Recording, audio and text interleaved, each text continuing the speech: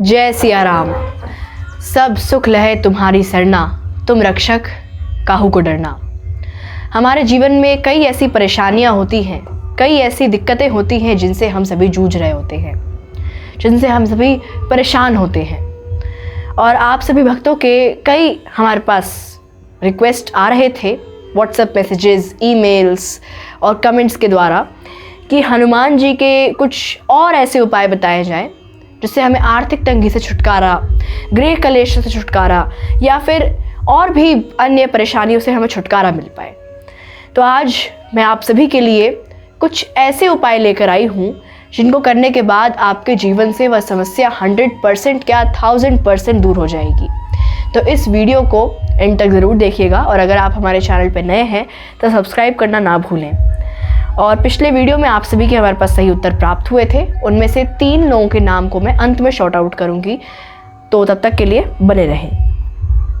सबसे बड़ा प्रश्न जो हमारे पास अक्सर आता है कि पति पत्नी के बीच अक्सर अनबन बनी रहती है या फिर हम ऐसा मान लें कि हमेशा गृह कलेश घर में चलता रहता है। तो उस कंडीशन में हम क्या करें, उसके लिए आज मेरे पास आप सभी के लिए एक उपाय है कि अगर पति पत्नी के रिश्ते में मिठास चाहिए, पति पत्नी को अपना रिश्ता ठीक करना है, अपने घर से आपको गृह कलेश दूर करना है, तो आप रात्रि में यह उपाय आपको हर रात्रि को करना है। रात्रि में सोने से पहले एक पोटली लें, उसमें सिंदूर डालें और अपने तकिए के नीचे रख लें और फिर सो जाएं। सुबह उठने के बाद उस पोटली को आप जल में प्रवाहित कर दें, जल में बहा दें। ऐसा करने से आपके जीवन में जो गृह कलेश की जो समस्या है वो दूर हो जाएगी और पति पत्नी में जो अनबन है वह भी ठीक हो जाएगी। इस उपाय को करिए, आपको काफ़ी लाभ मिलेगा। आपके हर समस्या को हनुमान जी क्षण भर में दूर कर देते हैं, तो हनुमान जी को पूजना तो बेहद आवश्यक है।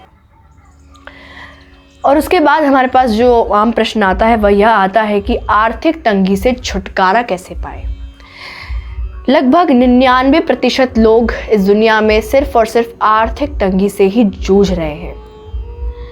पैसों की दिक्कत रहती है। कई लोग कहते हैं कि हमारे घर में पैसे टिकते नहीं हैं, आते हैं फिर चले जाते हैं, फालतू के खर्च में हमारे पैसे इधर उधर लग जाते हैं, EMI लोन में, और हम काफ़ी परेशान रहते हैं। तो उन भक्तों के लिए आज मैं आपको कुछ 2-4 उपाय बताने वाली हूँ जिसको करके आपके जीवन से जो आर्थिक तंगी की जो समस्या है वह दूर हो जाएगी।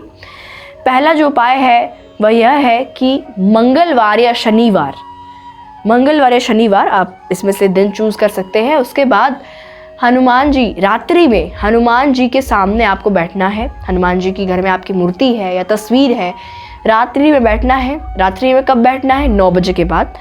और हनुमान जी के सामने चौमुखी दिया जो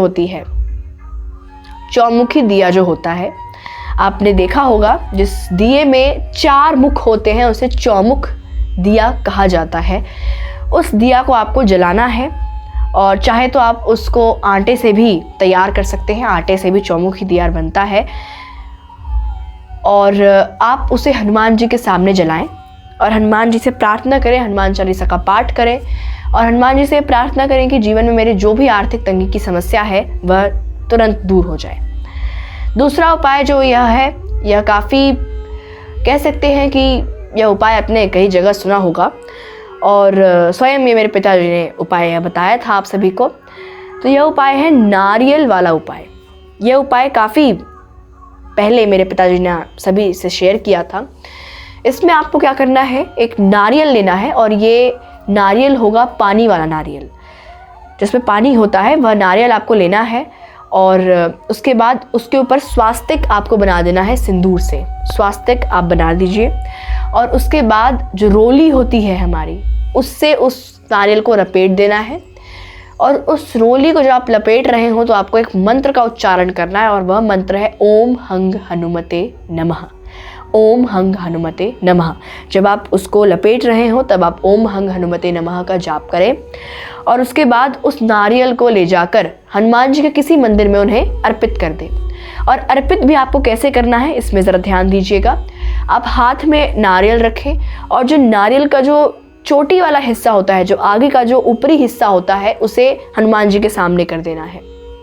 और उसके बाद हनुमान जी से प्रार्थना करनी है कि मेरे जीवन में जो भी आर्थिक तंगी की समस्या है, या फिर आप जिस भी समस्या से अपने जीवन में जूझ रहे हैं, उस समस्या के निवारण के लिए हनुमान जी से प्रार्थना करना है।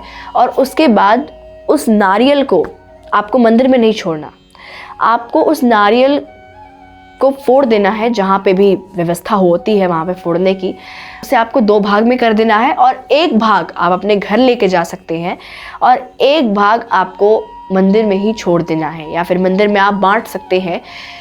कई लोग पूरे नारियल को ही मंदिर में छोड़ देते हैं, और कई लोग पूरे नारियल को ही अपने घर लेके चले जाते हैं। तो ऐसा भी ना करें, आधे नारियल को अपने घर लेके जाएं और आधे नारियल को मंदिर में ही बांट दें। इस उपाय को करने से 100% समस्या आपके जीवन से दूर हो जाएगी।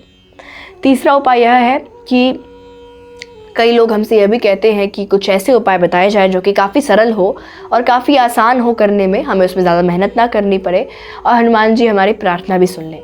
तो उन भक्तों के लिए जो मैं उपाय आज बताने जा रही हूँ वो ये है कि रात्रि में, यह भी आपको रात्रि में ही करना है। जो मैं आपको उपाय बता रही हूँ यह आप रात्रि में इसलिए कर रहे हैं कि रात्रि जो पूजा होती है हनुमान जी की, वह काफ़ी विशेष होती है। निशा पूजा, जिसे निशा पूजा कहते हैं, वह काफ़ी विशेष होती है। तो रात्रि में आप क्यों कर रहे हैं, इसके कई विशेष लाभ हैं। तो आपको रात्रि में हनुमान जी के सामने बैठना है, अपने मंदिर के सामने बैठना है। और अगर आपके घर में हनुमान जी की तस्वीर है, तस्वीर के सामने बैठिए, मूर्ति है, मूर्ति के सामने बैठिए, और एक दिया लें और उसमें कच्ची घानी का जो तेल होता है, कच्ची घानी का तेल उसमें आपको डालना है, और साथ में 1 लौंग उसके अंदर डालना है और उसे जलाना है। और हनुमान जी के सामने आपको उसकी आरती करनी है, और फिर आपको हनुमान जी से प्रार्थना करना है कि मेरे जीवन में जो भी संकट है सब दूर हो जाए।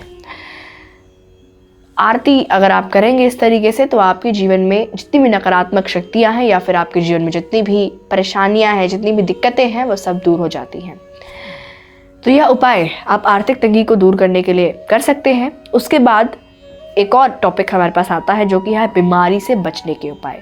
अगर कोई व्यक्ति किसी रोग से जूझ रहा हो, उसे किसी रोग ने घेर लिया हो, तो वह क्या करे, उसके लिए भी मैं आपको एक काफ़ी शक्तिशाली उपाय बता रही हूँ। मंगलवार या शनिवार, इन दोनों दिनों में से हनुमान जी के मंदिर में जाकर उन्हें गुड़ और चना अर्पित करें। ऐसा करने से आपकी बीमारी जो है वह दूर होगी। और साथ में ये जितने भी उपाय हैं, इन सभी उपायों में आपको हनुमान जी से अपनी समस्या शेयर करनी है कि आपकी क्या समस्या है और किस लिए आप ये उपाय कर रहे हैं। तो आप हनुमान जी को कह सकते हैं कि मैं बीमारी से जूझ रहा हूँ, मेरे को मुझे ये बीमारी है, या फिर मैं रोग से मुक्त हो जाऊं, इसके लिए मैं यह उपाय कर रहा हूं। और यह उपाय आप हनुमान जी के मंदिर में भी कर सकते हैं और अपने घर पे भी कर सकते हैं।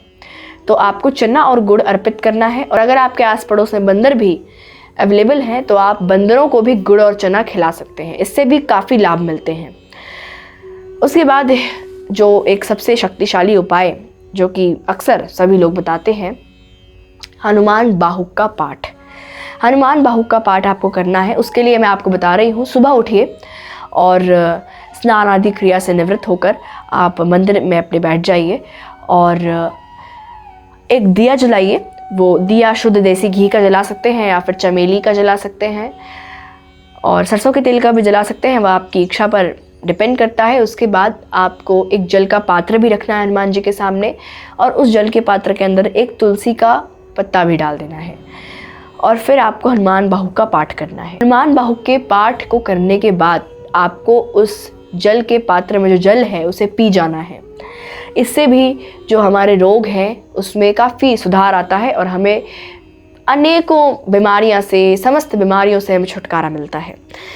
तो ये जितने भी आज मैंने आपको उपाय बताए हैं, ये सभी उपाय आपके लिए काफ़ी लाभदायी होने वाले हैं। और अगर आपके जीवन में इनमें से, क्योंकि अक्सर कई लोगों के जीवन में इसी तरह की परेशानियां होती हैं, तो आप इन उपायों को करके अपने जीवन से वह परेशानी को झट से दूर कर सकते हैं। और हनुमान जी तो वैसे भी सब पूरा कर देते हैं, हनुमान जी को कहने की ज़रूरत नहीं है, वो जानते हैं कि भक्त के जीवन में क्या परेशानियां हैं और वह खुद दूर कर देते हैं। पर आप लोगों की काफ़ी रिक्वेस्ट थी कि एक वीडियो बनाया जाए उपाय को लेके, तो मैंने आज आप सभी के साथ उपाय शेयर किया है। इस उपाय को अवश्य करें, क्योंकि 1000% गारंटी है कि इन उपायों को करने के बाद आप खुद ही आकर कहेंगे कि हाँ, इस उपाय ने काफ़ी काम किया है। पिछले वीडियो में आप सभी के हमारे पास सही उत्तर प्राप्त हुए थे। प्रश्न यह था कि हनुमान जी भगवान शिव के कौन से रुद्रावतार हैं। तो हमारे पास सबसे पहले उत्तर आया है अनिल सिंह जी का, जो कि नई दिल्ली से हैं। इन्होंने लिखा है भगवान शिव के 11वें रुद्रावतार हैं। आपका बहुत बहुत धन्यवाद। उसके बाद है हमारे पास कुणाल सोनी जी, जो कि छत्तीसगढ़ से हैं। आपका भी बहुत बहुत आभार। उसके बाद हैं कन्हैया दास जी, जो कि जिला चित्तौड़गढ़ राजस्थान से हैं। आपका भी बहुत बहुत धन्यवाद। तो यह लोग थे जिन्होंने सही उत्तर हमें लिखकर भेजा था। और जैसा कि हर वीडियो में आप सभी से मैं प्रश्न पूछती हूँ, तो आज का जो प्रश्न है वह यह है कि रामचरितमानस के किस कांड में भगवान हनुमान की भेंट प्रभु राम से हुई थी? किस कांड में भेंट हुई थी? इसका उत्तर हमें कमेंट बॉक्स में अवश्य लिखें, और साथ में अपना नाम और जिस स्थान से आप बिलोंग करते हैं वह स्थान भी हमें लिखें। मिलती हूँ मैं आपसे अगली वीडियो में। तब तक के लिए जय सिया राम।